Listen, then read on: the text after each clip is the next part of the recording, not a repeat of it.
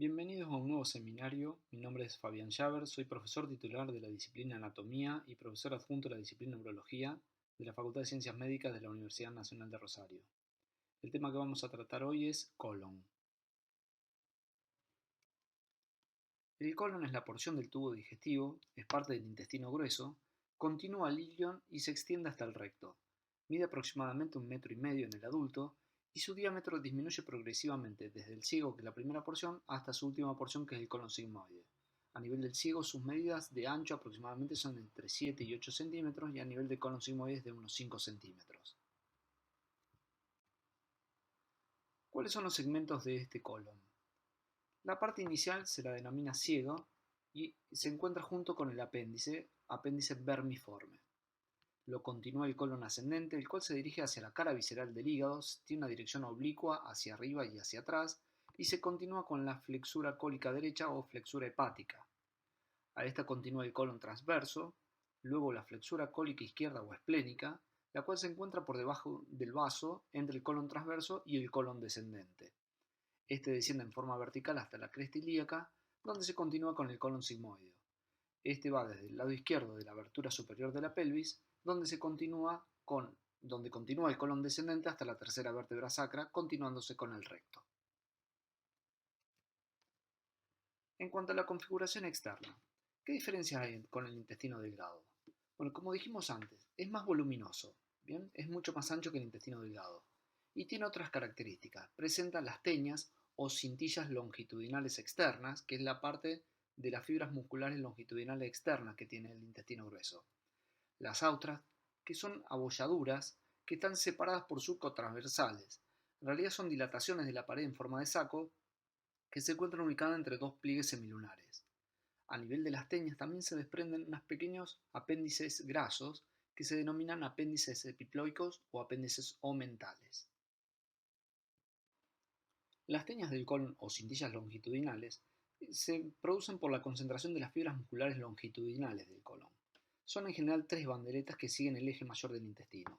En realidad, a nivel del ciego son tres y a nivel del colon sigmoideo son dos. Podemos decir que comienzan a nivel de la base del apéndice vermiforme sobre la pared del ciego, y allí nacen como tres banderetas. Su ancho es aproximadamente entre 8 y 15 milímetros. Comienzan entonces en la base del apéndice y fíjense en la foto como uno ve la teña libre, bien, que es la teña anterior, y hay dos posteriores, una posterolateral o teña omental y la posteromedial o teña mesocólica. ¿Bien? A nivel de estas teñas también, como dijimos antes, se implantan pequeñas salientes adiposas subserosos llamados los apéndices epiploicos o apéndices omentales, que rodean en general a la rama terminal de un vaso recto. El colon lo podemos dividir, hay distintas formas de división, pero lo podemos dividir en colon derecho y colon izquierdo. Aquí tenemos todo el marco colónico, ¿no es cierto?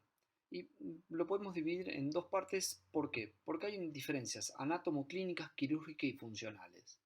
Funcionalmente podemos decir que existe un esfínter, que es el esfínter de Cannon, el cual es un engrosamiento de las fibras musculares circulares del colon, y esto se encuentra a nivel de la unión del tercio proximal del colon transverso con los dos tercios distales del colon transverso. Y en cuanto a la división anatomoquirúrgica, podría trazarse una línea vertical que pasa por el borde interno de la segunda porción del duodeno y que también lo divide al colon en un colon derecho y un colon izquierdo. ¿Qué diferencia hay entre el colon derecho y el izquierdo entonces? Bien, primero, el colon derecho está formado por el ciego, el apéndice, el colon ascendente, el ángulo hepático y el tercio proximal del colon transverso. En cuanto al colon izquierdo, son los dos tercios distales del colon transverso, el ángulo esplénico y el colon descendente. El colon derecho es más superficial, el colon izquierdo es más profundo. Tiene mayor diámetro el colon derecho, entre 7 y 8 centímetros, y el colon izquierdo es de menor diámetro, casi unos 5 centímetros de ancho. Las paredes son más delgadas en el colon derecho. El colon izquierdo tiene paredes más gruesas, tiene más contenido muscular y eso hace que tenga más función de tránsito. La función absortiva del colon derecho contrasta con esa función de reservorio y de tránsito que tiene el colon izquierdo. El colon derecho en general el contenido es más líquido, el contenido del colon izquierdo un poco más sólido. La irrigación es diferente, la irrigación del colon derecho proviene de la arteria mesentérica superior, la del colon izquierdo proviene de la mesentérica inferior. El drenaje linfático también es diferente. El colon derecho drena hacia los vasos mesentéricos superiores, mientras que el colon izquierdo lo hace hacia los vasos mesentéricos inferiores. El ángulo hepático, en general, la posición es más bajo y es más superficial. En cuanto al ángulo esplénico, en general es más alto y más profundo. La inervación parasimpática proviene del plexo solar, que, que viene desde el parasimpático craneal a través del nervio neumogástrico. En cambio, el colon izquierdo, la inervación parasimpática llega a través del plexo hipogástrico y en general proviene del plexo sacro. La embriología también es diferente. El colon derecho proviene del intestino medio, mientras que el colon izquierdo proviene del intestino posterior. ¿Cómo se dispone el peritoneo a nivel del colon derecho? En general, el ciego y el apéndice vermiforme, el colon transverso y parte del colon sigmoideo son libres, con un meso y una envoltura peritoneal completa. En tanto, hay otras porciones del intestino grueso que están adosadas a la pared, y ya vamos a ver por qué se los denomina órganos retroperitoneales secundarios. Estas son diferentes formas del peritoneo en cuanto a adosarlo a la pared posterior. Fíjense, aquí queda el ciego y el apéndice libre, acá quedan más adosados a la pared posterior, y a veces hay alguna extensión hacia la parte posterior, pero como una protrusión simplemente. O a veces la inserción del peritoneo es más alta y deja bastante parte del colon ascendente y del ciego libre. Bien, entonces, el ciego es la porción del intestino grueso que está situado por debajo de un plano transversal que pasa por el borde inferior del orificio de desembocadura del ilion dentro del intestino grueso. Mide aproximadamente 6 centímetros de alto y mide 6 a 8 centímetros de ancho. Normalmente donde lo ubicamos en la fosa ilíaca derecha y está dirigido hacia abajo, hacia adentro y hacia adelante.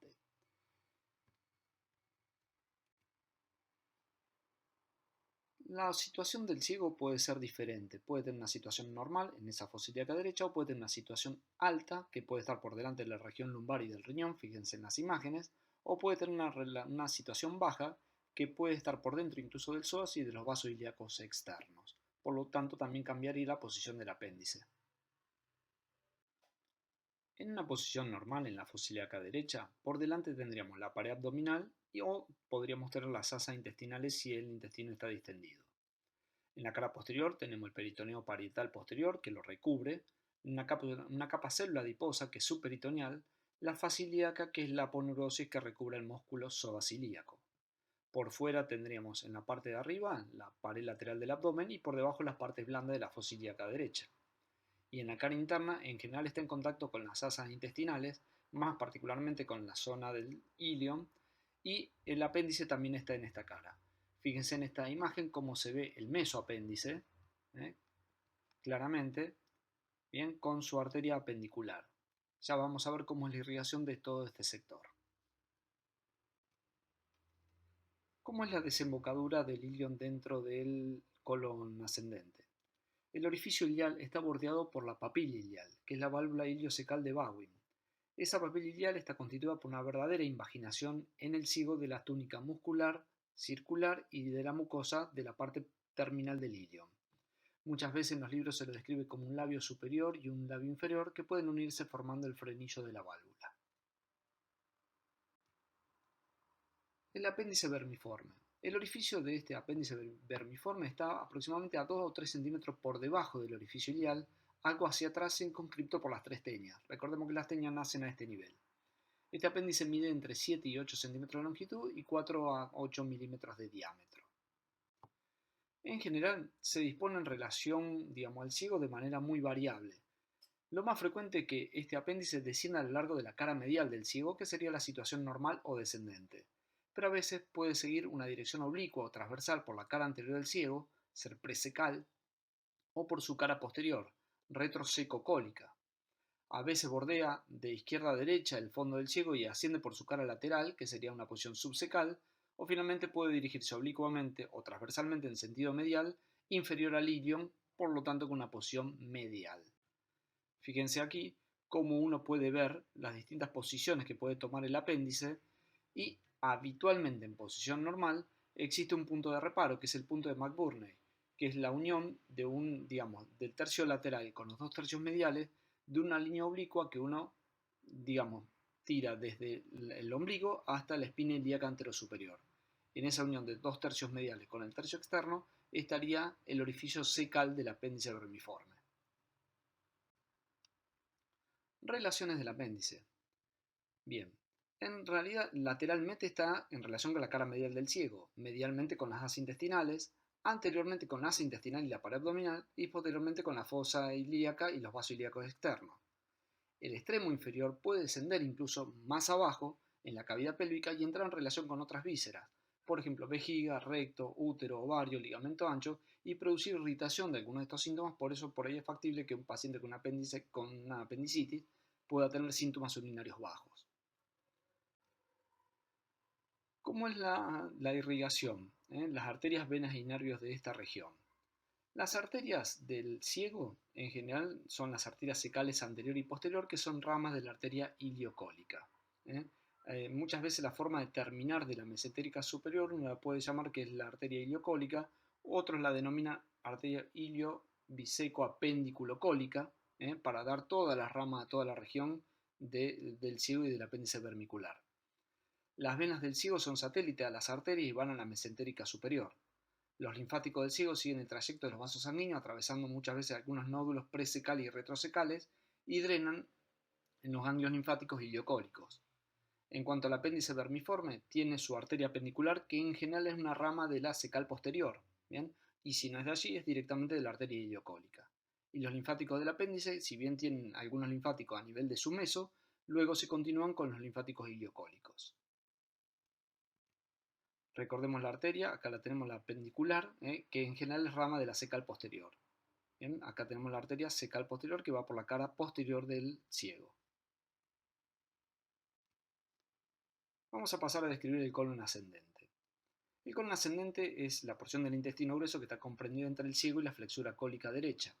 Por lo tanto, la longitud, la situación y las relaciones varían según si el ciego está en situación normal, si está en situación alta o situación baja. Por eso sus medidas oscilan entre 8 y 15 centímetros. Ahora, su dirección es casi vertical, un poco oblicua superior y posteriormente. Aquí tenemos una foto de un preparado que tenemos en el Museo de Ciencias Morfológicas, donde está pintado lo que es el colon ascendente. Bien, ¿cuáles son las relaciones de la cara posterior del colon ascendente? Recordemos que el colon ascendente está adosado a la pared posterior por una fascia de coalescencia, la fascia de Told. Ya vamos a describirlo dentro de un ratito. A través de esta fascia de coalescencia se relaciona con la parte superior de la fosa ilíaca, con la fosa lumbar y con el polo inferior del riñón derecho. Lateralmente se relaciona con la pared lateral del abdomen y con el diafragma en la parte más superior. Anterior se relaciona con la pared abdominal anterior, de la cual puede estar separado por asas intestinales que se ponen por delante, y con la cara visceral del hígado en la parte superior, en la cual deja una impresión que es la impresión cólica del hígado. Medialmente acá tenemos unas imágenes de Netter. Fíjense, medialmente tenemos el uréter derecho, como se lo ve aquí, bien, los vasos testiculares u ováricos que van descendiendo o llegando a la vena cava inferior, y la aorta da la rama gonadal. Las asas intestinales que acá están sacadas justamente para poder ver los órganos posteriores, y la porción descendente o segunda porción del duodeno, en lo cual se relaciona en forma medial el colon ascendente. Pasamos al ángulo hepático del colon o flexura cólica derecha. Habitualmente esta flexura, este ángulo es agudo, pero puede llegar a ser incluso hasta obtuso. Su abertura en general se orienta en forma anterior, inferior y medialmente. Entre el riñón derecho, posteriormente, y el hígado está en forma anterior. ¿Bien? Anterior está casi enfrente al extremo anterior de la décima costilla con la cara visceral del hígado, al cual le da su impresión cólica, como dijimos, la parte superior del colon ascendente.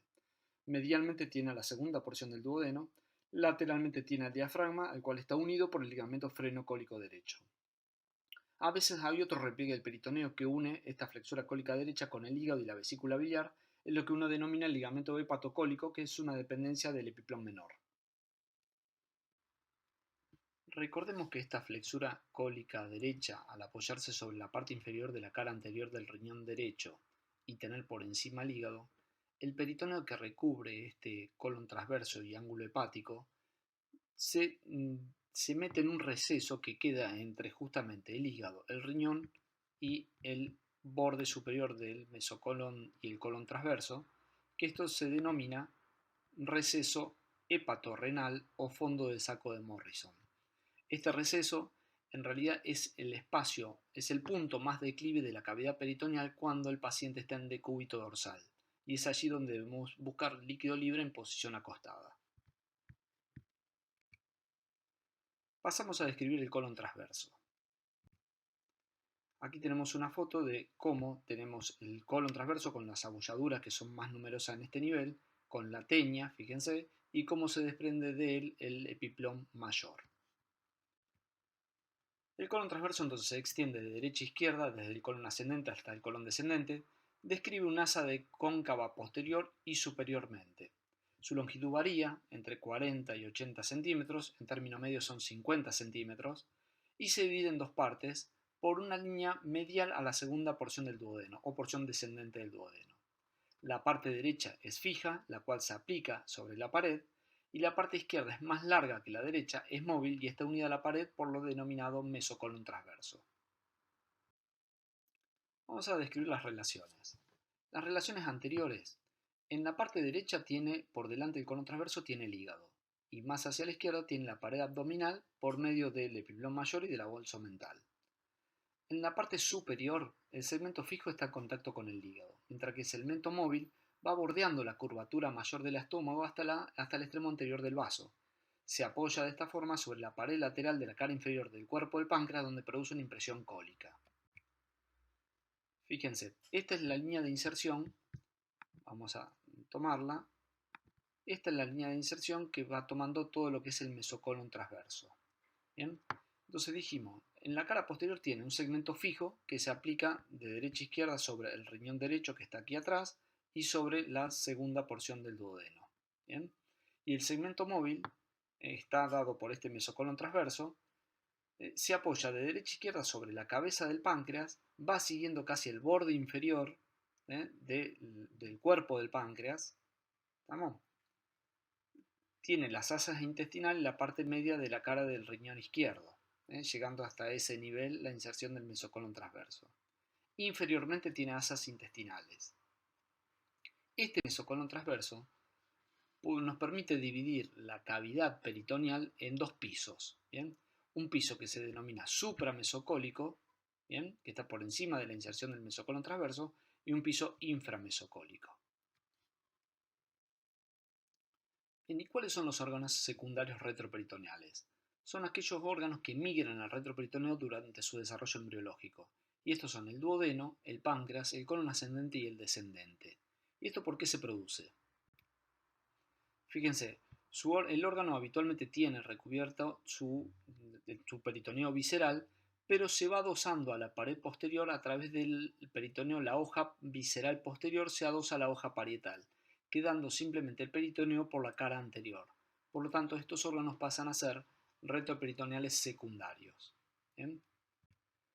Y forman estas denominadas fascias de coalescencia, que están formadas por la fusión de la hoja posterior de los mesos al peritoneo parietal posterior, de determinados órganos luego de su rotación, quedando como retroperitoneales secundarios o retroperitonizados. Dichas fascias son diferentes a lo que uno venía estudiando antes. Recordemos, tenemos la fascia de Treitz o fascia retroodenopancreática. La fascia de Toll 1 ahora se la denomina la fascia retropancreática, que une el peritoneo visceral del cuerpo y la parte proximal de la cola del páncreas al peritoneo parietal posterior. Luego tenemos la fascia de Toll 2, que es la fascia de Toll derecha o retrocólica derecha. El ciego y el apéndice, recordemos que no están incluidos en esta fase de coalescencia. Bien. Por dentro del ángulo hepático del colon no se adhiere por la fascia al peritoneo parietal posterior, sino que lo hace en la cara anterior del duodeno páncreas, que se interpone entre ellos, por lo que esa zona se forma una pequeña fase de coalescencia denominada fascia de Fredet. Y la fascia de Toll 3, que es la fascia de Toll izquierda o retrocólica izquierda. Aquí la nomenclatura con los últimos años ha cambiado de decir fascia de Toll 1 y fascia de Toll 2 a tener una fascia de Toll 3 y hablar de la fascia de Fredet. Aquí tenemos algunas imágenes de lo que corresponde con las líneas verdes y negras a las distintas fascias de coalescencia que encontramos. La fascia del colon retrocólica derecha, la retrocólica izquierda, ¿bien? La fascia de Treitz que está por detrás y esta es la fascia de Fredet. Con toda esta fase de coalescencia y con estos mesos uno puede dividir la cavidad peritoneal en forma topográfica en distintos espacios. Podemos tener 4 sectores o compartimentos. ¿Bien? Podemos tener la cavidad previsceral, que es lo que está por delante del epíplon mayor, el compartimento piso supramesocólico, el inframesocólico y el piso más inferior, que es el piso pélvico. Si uno toma una imagen, acá tenemos 3 de los compartimentos que podemos ver. El compartimento supramesocólico, que a su vez tiene subdivisiones, el espacio subfrénico, el espacio subhepático, del cual un receso es esa fosa de Morrison que hablamos antes, la celda gástrica y la celda esplénica. Y por debajo del piso, digamos, dado por el mesocolon transverso, tenemos el compartimento inframesocólico. Y aquí tenemos 4 espacios. Tenemos el campo o espacio mesenterocólico derecho, que está delimitado por el marco colónico del colon transverso y el colon ascendente y el mesenterio. El segundo espacio es el mesenterocólico izquierdo, entre el mesenterio, el colon iliopélvico, el descendente y la parte izquierda del colon transverso. Y luego tenemos los 2 canales laterales, que son el canal parietocólico derecho, que está entre el colon y la pared abdominal, y el 4, el parietocólico izquierdo, que está entre el colon izquierdo y la pared abdominal. Y por supuesto, por debajo del peritoneo tenemos el compartimento pélvico. Bien, vamos a empezar ahora con la flexura izquierda y con el colon descendente.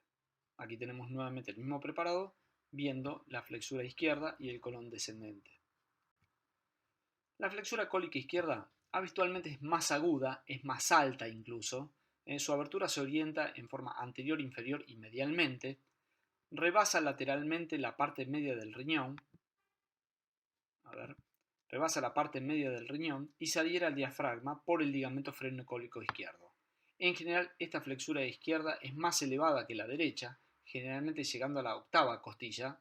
Al lado derecho llegamos a la 10ª costilla. Anteriormente tiene la curvatura mayor del estómago y por encima se suele apoyar la base del vaso. En cuanto al colon descendente, es la porción del intestino grueso comprendida entre esta flexura cólica izquierda y termina en el lado izquierdo de la abertura mayor de la pelvis a nivel de la cresta ilíaca. Es más profundo y de menor calibre que el colon ascendente y en general mide unos 12 centímetros de longitud. Hacia atrás tiene el borde externo del riñón izquierdo y con la pared abdominal a través de la fascia de coalescencia que dijimos antes, que es la fascia de Toll 3 o retrocólica izquierda, y lateral y anteriormente está tapizada por peritoneo y se corresponde con las asas intestinales. Bien, el segmento final del colon es el colon sigmoide o iliopélvico. Este se dirige desde el lado izquierdo de la abertura superior de la pelvis, donde se continúa el colon descendente, y continúa hasta la tercera vértebra sacra, donde se continúa con el recto. Tiene 2 partes, una fija, que es la porción ilíaca del colon sigmoide, y una móvil, que es la porción pélvica del colon sigmoide. La porción ilíaca, en general, atraviesa la fosa ilíaca desde la cresta ilíaca hasta el borde medial del músculo psoas. Hacia atrás tiene la misma relación, está adherido por la fascia de coalescencia, por la fascia de Toll, y anteriormente y lateral está recubierta por las asas intestinales y en caso también por el asa de la porción pélvica del colon sigmoideo. Y esta porción pélvica o asa sigmoidea en general se dirige desde el borde medial del psoas mayor izquierdo hasta la tercera vértebra sacra, pero su longitud es muy variable, por lo cual habitualmente uno dice que su longitud normal es de unos 40 centímetros, pero puede ser más larga, hasta 80 centímetros, o puede ser corta.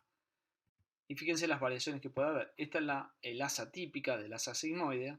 Fíjense un asa corta que es mantiene la misma dirección que la porción ilíaca y está casi adosada de la misma forma.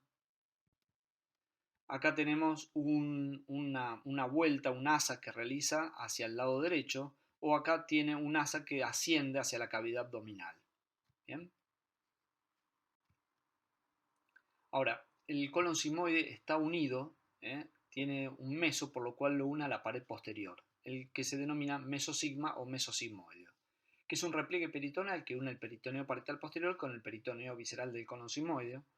tiene dos hojas, una anterior y otra posterior, que cae como un telón hacia abajo y hacia adelante, y presenta como todo meso una raíz o borde parietal y un borde adherente o visceral. ¿Bien?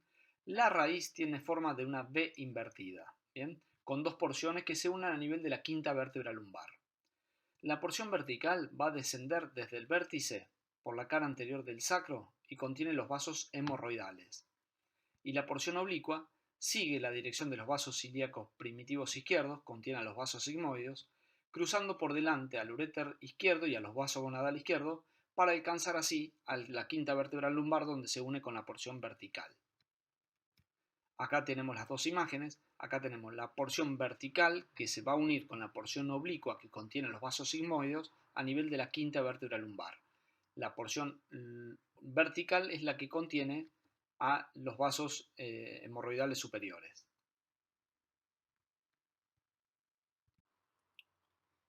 Bien, vamos a hablar de irrigación del colon. Como dijimos anteriormente, el colon derecho está irrigado por ramas de la arteria mesentérica superior y el colon izquierdo por ramas de la arteria mesentérica inferior. En este gráfico uno puede ver los distintos arcos que se van formando, pero vamos a hablar porque es muy variable la terminación más que todo de las arterias de la mesentérica superior. La arteria mesentérica superior en general da como colaterales la arteria cólica derecha, la arteria cólica media y la arteria iliocólica.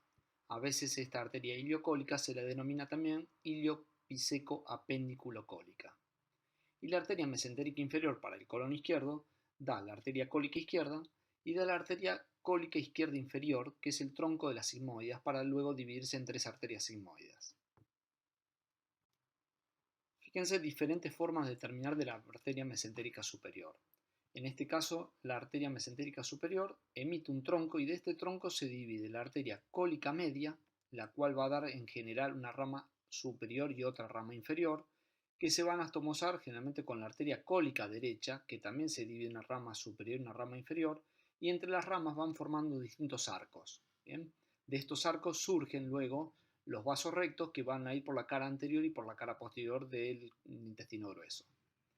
La rama final es la arteria iliocólica, que muchas veces su terminación, como dijimos antes, es muy variable, pero de allí se suele dar la arteria secal anterior y la secal posterior, y la secal posterior suele dar la arteria apendicular. Bien, otra forma es que la arteria mesentérica superior dé directamente como colateral la arteria cólica media, esta da una rama inferior para anastomosarse con la arteria cólica derecha y una rama superior que se va a anastomosar con una rama ascendente de la cólica izquierda para formar un arco que se encuentra dentro del mesocolon transverso, que son los arcos marginales y toma el nombre de arco marginal de Riolano. Bien. La arteria cólica derecha, como dijimos, también se va a dividir una rama inferior y una rama superior, y se van a astomosar la rama inferior con una rama superior de la arteria iliocólica. ¿Bien? Haciendo todos estos arcos para luego partir los vasos rectos hacia la cara del intestino grueso. La arteria izquierda, ya la vamos a ver en otra imagen más clara. Otra de las formas de terminación, fíjense, es que la arteria cólica derecha, emita directamente la rama ascendente. ¿Por qué? Porque en este caso está ausente la arteria cólica media, no se ha formado. Entonces pasa a ser más voluminosa esta arteria y es la rama ascendente la que se va a anastomosar con una rama larga de la arteria cólica izquierda para formar ese arco de Riolano que dijimos antes. Otra forma también es que esté ausente la rama cólica, la arteria cólica derecha, entonces la arteria cólica media es la más prevalente y es la que va a dar ramas tanto a la arcada de Riolano como hacia el colon ascendente propiamente dicho. Bien, y en este caso fíjense cómo puede haber un arco de Riolano entre la arteria cólica media, bien, entre esta arteria y la cólica superior para formar este arco también, otro arco que es la arcada de Riolano propiamente dicha, como algunos autores lo nombran. En cuanto a la irrigación del colon izquierdo, recordemos que la arteria mesentérica inferior va a dar la rama a la arteria cólica izquierda, que va a dar una rama superior para ayudar a formar esos arcos marginales, y una rama inferior que se van a anastomosar con la primera arteria sigmoidea superior, que va a dar ramos también superiores e inferiores. A nivel del colon sigmoideo, esos arcos pueden haber dos niveles de arcos, y a partir de allí salen los vasos rectos, que son los que penetran dentro de la pared del intestino. Tenemos la arteria superior, la arteria media y la arteria sigmoide inferior, que va a dar una rama inferior que se va a anastomosar con una de las ramas de la arteria hemorroidal superior o rectal superior para formar esa anastomosis sigmoideo rectal. ¿Bien? Recordemos que la arteria rectal superior o hemorroidal superior continúa hacia abajo, luego se divide en derecha e izquierda para irrigar la parte superior del recto. El retorno venoso. Recordemos que el retorno venoso se hace por dos venas diferentes, pero todo confluye a nivel de la vena porta. Las venas del colon derecho van a ser tributarias de la vena mesentérica mayor. Las venas del colon izquierdo en general son tributarias de la vena mesentérica inferior, que desemboca en la vena esplénica, y esta, al unirse con la mesentérica mayor, forman la vena porta. En cuanto a los linfáticos, en general, en los linfáticos se describen siempre, hay ganglios que son epicólicos y paracólicos, y luego, siguiendo los trayectos de las arterias y venas, van a ir generalmente a los ganglios mesentéricos inferiores, nódulos mesentéricos inferiores o mesentéricos mayores, para ir luego hacia la parte posterior del retroduodeno-páncreas y ayudar a formar los troncos lumbares para formar el conducto torácico. En cuanto a la inervación, recordemos que hay una diferencia entre el colon derecho y el colon izquierdo. El colon derecho, su inervación parasimpática proviene del parasimpático craneal, que es a través del nervio neumogástrico que se dirige hacia el plexo solar y va descendiendo por los distintos plexos para llegar hacia el colon derecho. Bien. En cuanto al colon izquierdo, el parasimpático proviene del parasimpático sacro. Bien. También tenemos nervios simpáticos. Recordemos que a nivel del simpático central nace a nivel de la columna toracolumbar y es transportada en general por fibras preganglionares, o sea, en ramos comunicantes blancos, que penetran a través de los nervios espláncnicos, ¿bien?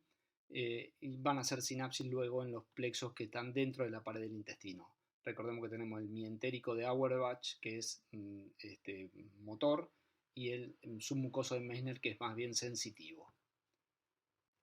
Aquí tenemos otra imagen de dónde provienen justamente esas fibras parasimpáticas con los nervios espláncnicos, esas fibras simpáticas, los nervios espláncnicos torácicos, el parasimpático sacro que le da el colon izquierdo y el recto, ¿bien? Y la parte craneal del parasimpático que está en azul, que va para todo el colon derecho y el intestino delgado también.